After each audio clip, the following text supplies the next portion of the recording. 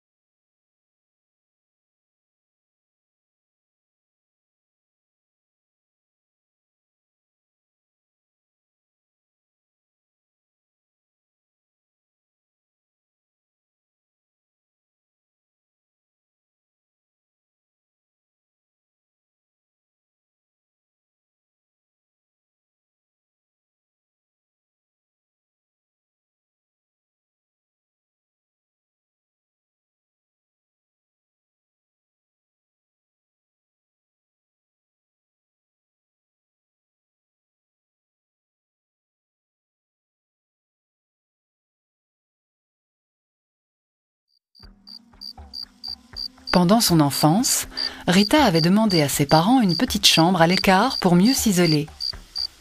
Elle se sentait attirée par le désert et la figure de Jean-Baptiste.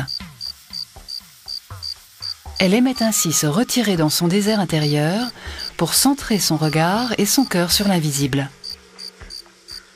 Là, elle pouvait rencontrer et écouter son Seigneur, jouir de son amour et y vivre dans l'action de grâce. Le désert est en effet ce lieu d'éducation et d'enfantement où Dieu teste la fidélité des croyants. Chacun de nous est peut-être invité à suivre l'exemple de Rita et à se retirer souvent dans son désert intérieur. C'est là que l'Esprit vient nous apprendre à prier comme Jésus. Rita perçut ainsi sa première vocation.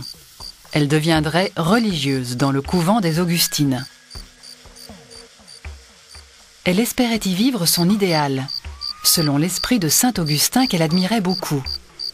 Lui qui écrivait « Sous la tente de Dieu, on est ravi par la musique intérieure et entraîné par la douceur. » Mais pour percevoir cette musique intérieure, il faut retrouver le silence, loin des bruits de ce monde.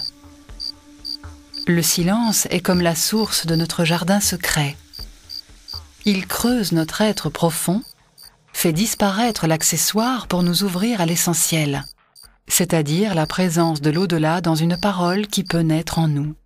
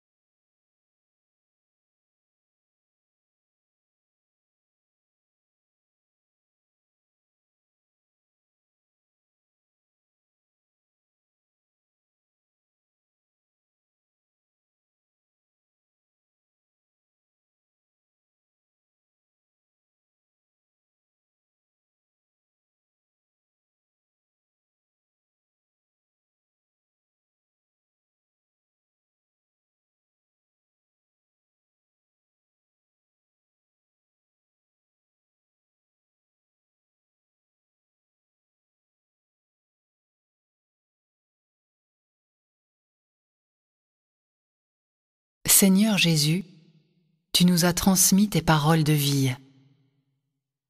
Vous êtes le sel de la terre. Que Sainte Rita nous aide à goûter pleinement la vie divine que tu nous communiques. Aimez vos ennemis. Que Sainte Rita, médiatrice de paix, nous apprenne à pardonner et à réconcilier les adversaires. Priez dans le secret. Que Sainte Rita nous guide dans notre désert intérieur pour mieux te rencontrer, Seigneur. Cherchez d'abord le royaume de Dieu. Que Sainte Rita soutienne ton Église pour qu'elle devienne un signe d'unité, d'amour et de vérité. Soyez parfaits comme votre Père céleste. Que Sainte Rita nous invite à suivre son exemple pour, peu à peu, te ressembler dans la sainteté. Vous êtes la lumière du monde. Que Sainte Rita illumine toutes nos rencontres par le témoignage joyeux de notre foi. Je suis la vigne, vous êtes les sarments. Seigneur, garde-nous, comme Sainte Rita toujours unie à toi et à nos frères dans l'esprit.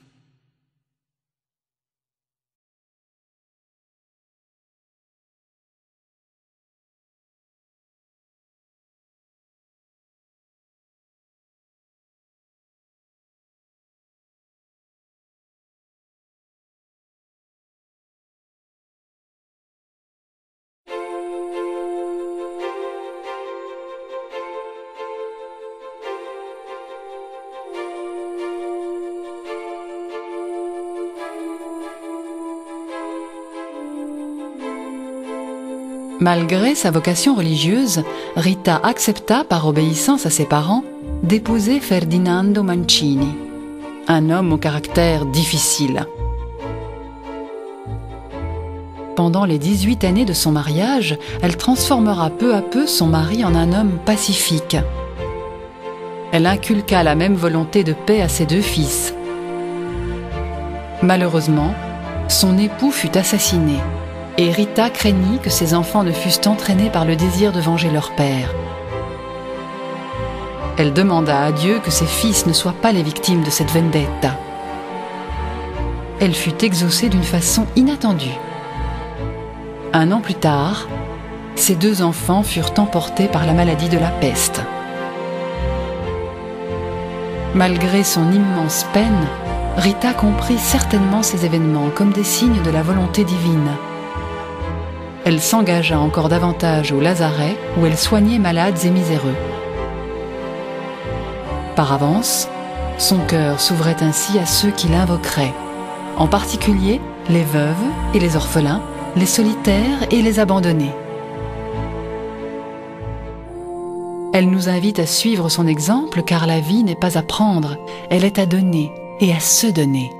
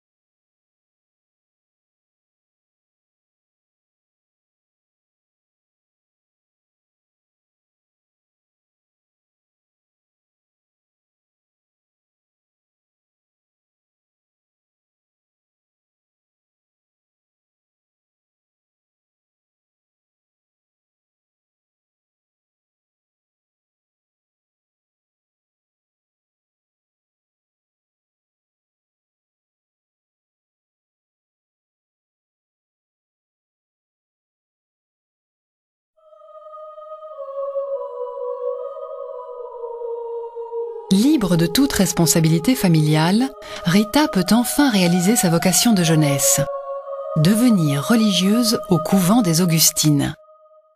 Mais elle se heurte à un refus. Pendant 5 ans, elle se battra pour vaincre un préjugé tenace. Accueillir une veuve de sang, comme elle, pouvait entraîner des conflits au sein du monastère. Sans relâche, Rita s'emploiera à recréer la paix entre les partis opposés. elle entrera enfin au couvent Sainte-Marie-Madeleine où elle demeurera 40 ans. Pendant son noviciat, une légende populaire raconte que la supérieure l'avait chargée d'arroser chaque jour, durant 1 an, un vieux tronc mort. À l'étonnement de tous, ce tronc deviendra une superbe vigne. Cette anecdote illustre l'esprit d'obéissance de Rita, mais aussi l'importance de nos modestes activités quotidiennes qui peuvent se transformer par la foi en œuvre de Dieu. Peut-être sommes-nous invités par Sainte Rita à mieux vivre la densité de notre existence quotidienne. Trop souvent, en effet, nous vivons dans le passé ou le futur. Le passé nous rappelle de bons souvenirs ou des échecs. Il nous pousse à ressasser nos regrets et nos fautes. Le futur, lui, est peuplé de nos rêves et de nos désirs inassouvis, de nos ambitions et de nos attentes. En réalité, seul existe l'aujourd'hui où Dieu naît dans notre vie, y demeure et nous comble de sa présence. Notre aujourd'hui banal se transforme ainsi en l'aujourd'hui de Dieu.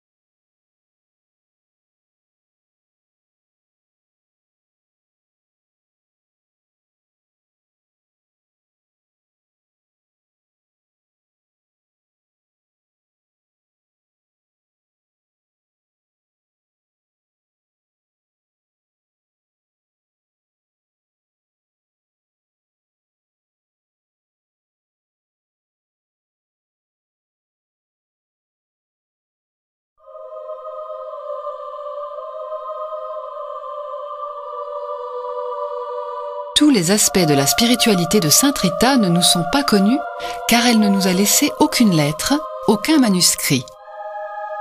Comme beaucoup de religieuses, elle a peut-être tenté de concilier un amour intense pour le Christ avec une charité parfaite pour le prochain. Sa prière personnelle et communautaire alimentait le service quotidien de ses sœurs. On peut résumer ainsi cet idéal. Vivre chaque jour la joie évangélique en union avec Jésus et apporter à autrui soutien et réconciliation. Rita fut, semble-t-il, une femme attentive aux besoins des plus petits, mais aussi un facteur de paix au milieu des discordes. Comme tous les saints, Rita a essayé d'aimer, car comme dit saint Jean, « Quiconque aime est né de Dieu et parvient à la connaissance de Dieu. » En effet, chaque geste d'amour est une nouvelle naissance. Nous naissons en Dieu car il est la source de tout amour. Apprenons donc de Sainte Rita à mieux aimer pour connaître Dieu.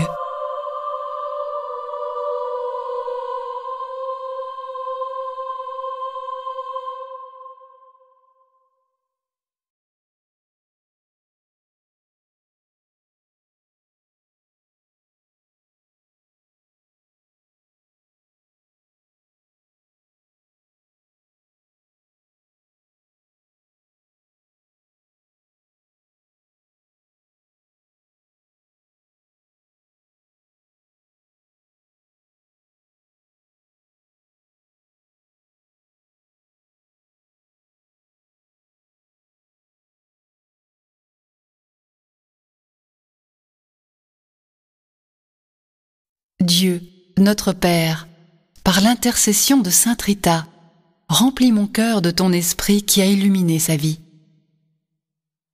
L'esprit de sagesse pour que je puisse, comme elle, vivre les béatitudes. L'esprit d'intelligence qui me garde, comme elle, dans l'humilité pour te faire confiance, même sans comprendre. L'esprit de conseil qui me rend souple comme elle, pour m'adapter à ta volonté. l'esprit de force pour que je sois aussi faible qu'elle, pour que tu réalises par moi de grandes choses. L'esprit de connaissance pour que j'aime comme elle, afin de connaître qui tu es. L'esprit d'affection filiale, que je me sente aussi petit qu'elle pour me jeter dans tes bras de père.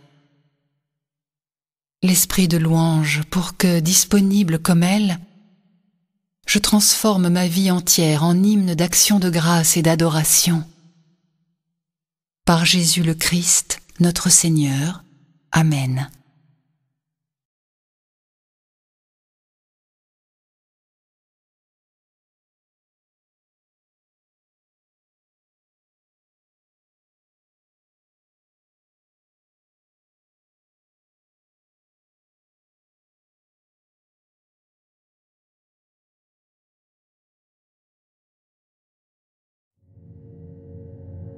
Jésus nous l'a promis. Je suis avec vous tous les jours jusqu'à la fin des temps. Et c'est vrai, il est là, depuis mon baptême, parfois au sein d'un bruissement imperceptible qui annonce sa présence amoureuse. Jésus vient m'offrir son alliance.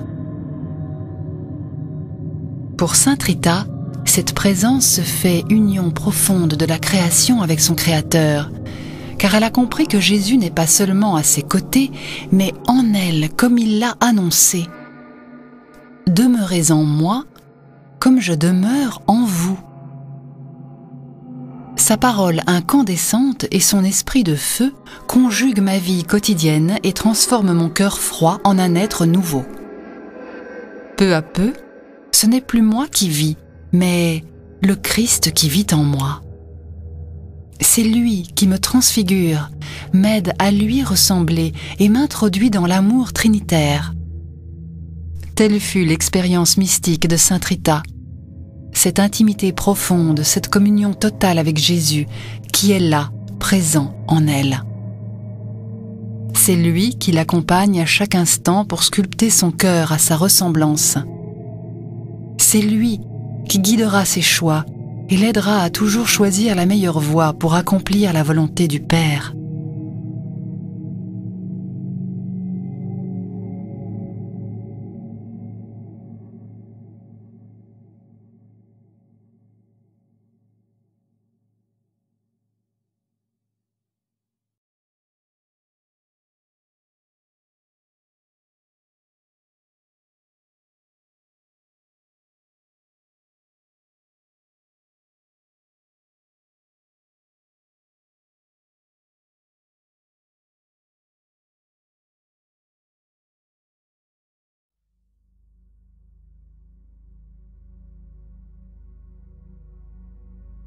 Nous redoutons la souffrance sous toutes ses formes, maladie, cataclysme, divorce, conflit, deuil. La souffrance en elle-même est dénuée de sens et semble inutile. Pour sainte Rita, la démarche est différente. Elle a beaucoup souffert à cause des circonstances dramatiques de plusieurs périodes de sa vie. Mais son union mystique avec Jésus crucifié l'a fait pénétrer chaque fois davantage dans le mystère de l'amour divin qui se manifeste en particulier dans la passion de la croix. Sa souffrance personnelle devient ainsi communion aux douleurs du Christ et participation à son œuvre de rédemption. Sainte Rita désire même ressentir dans sa chair une petite partie des souffrances du Christ. Un vendredi saint, elle demanda au Seigneur de la marquer d'une seule épine de sa couronne. Aspirée par ce violent désir de s'identifier à son bien-aimé, une épine vint lui blesser le front et s'y imprimera jusqu'à sa mort. Ce stigmate deviendra le symbole vivant de l'amour sans limite de Jésus et de l'union de sainte Rita à la passion de son bien-aimé.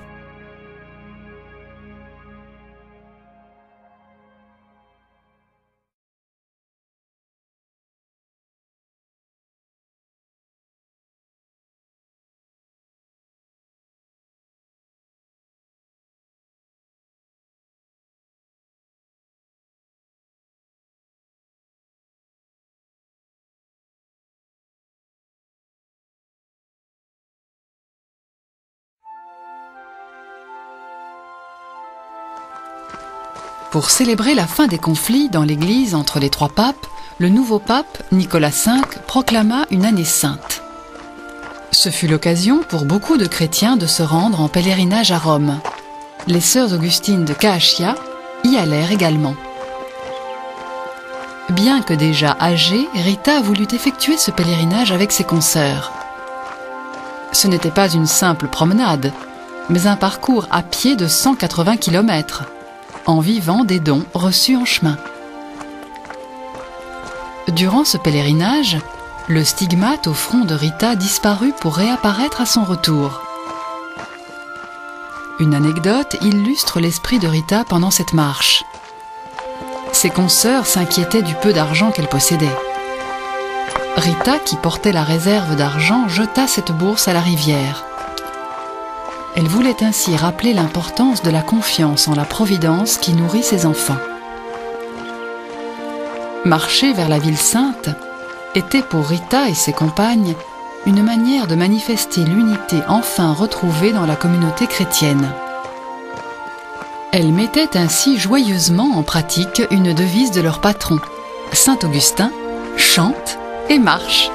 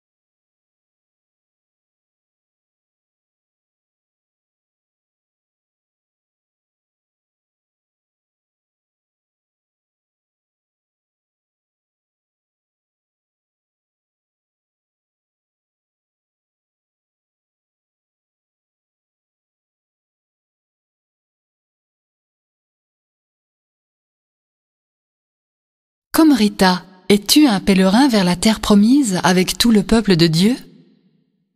Ta vie est-elle entièrement devenue désir de l'au-delà et du tout autre?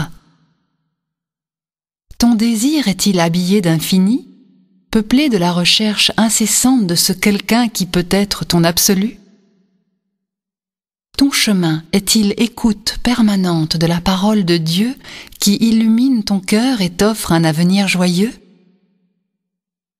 Ton être tout entier est-il brûlé du brasier de l'amour divin et éclairé par la lumière de la vérité? Ta vie est-elle une quête insatiable, un torrent qui court se perdre dans l'océan de l'amour? Oui, j'ai soif de Dieu, du Dieu vivant.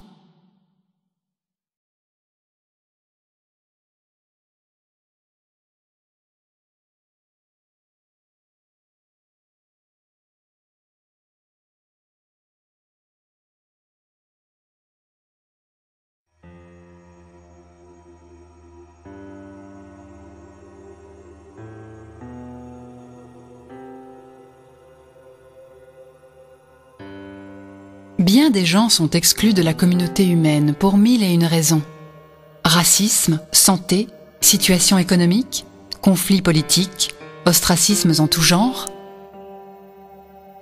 Durant les dernières années de sa vie, Rita fut exclue de sa communauté à cause de la plaie repoussante et malodorante de son front. Elle vécut donc à l'écart et devint, sans le vouloir, une véritable ermite.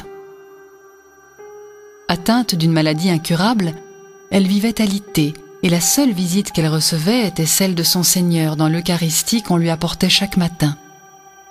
Ce fut d'ailleurs pendant des années son unique nourriture. Elle comprend d'autant mieux les demandes et les prières qui lui sont adressées par les exclus de notre société moderne. Cependant, malgré ses souffrances, ses privations, sa solitude, Rita vivait dans la joie comme tous les chrétiens qui ont revêtu le Christ au baptême, lui qui leur redit chaque jour « Que ma joie soit en vous et que votre joie soit parfaite ». La vie recluse de Sainte Rita nous invite à croire que l'on peut connaître la joie parfaite même dans l'abandon et la pauvreté, car la joie est un don divin fait aux petits qui espèrent tout de Dieu.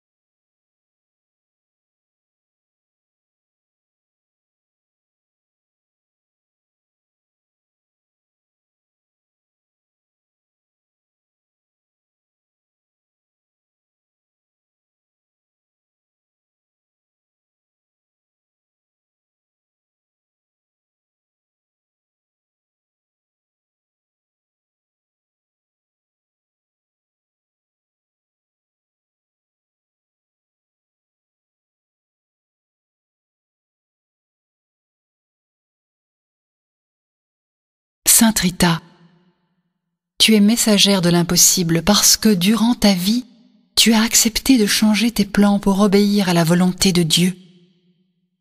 Tu avais choisi la virginité, mais tu as consenti d'épouser un homme difficile que tu as converti par ta patience et ta tendresse. Tu aimas tes 2 fils, mais tu as préféré leur mort plutôt que de les voir sombrer dans la vengeance. Tu voulais vivre en communauté, mais tu as accepté d'être mise à l'écart pour mieux vivre l'agonie de Jésus et d'être repoussée à cause de l'épine qui marquait ton front. Aide-nous à croire que pour Dieu tout est possible, même si nos plans personnels sont bouleversés. Apprends-nous à faire confiance au Père, même si nous ne comprenons pas. Obtiens-nous la grâce de conformer notre vie à celle de Jésus, mort et ressuscité.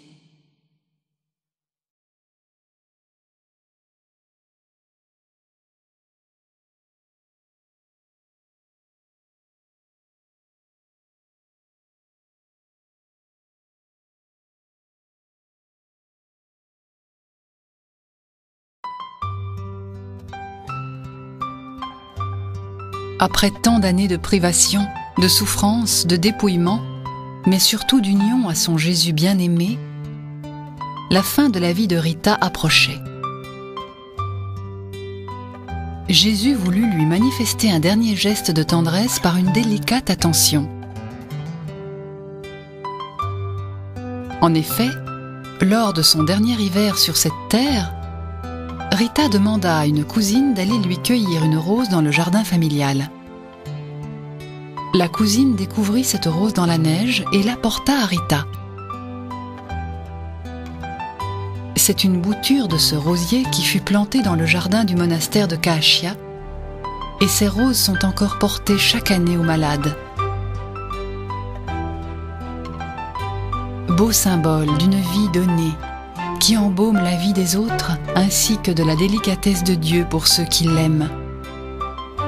Enfin, le 22 mai, les cloches se mirent à sonner. Rita faisait son entrée au ciel. Son corps repose aujourd'hui dans la basilique de Caachia. Durant toute sa vie, Sainte Rita fut porteuse de la paix du Christ. Dans ses divers engagements, comme épouse, mère ou religieuse, elle voulait apporter la réconciliation entre les adversaires. Elle mettait aussi en pratique l'enseignement de son maître, saint Augustin. Où est la charité, il y a la paix, et où il y a l'humilité, il y a la vérité. Car Jésus nous propose sa paix basée sur l'amour et la vérité.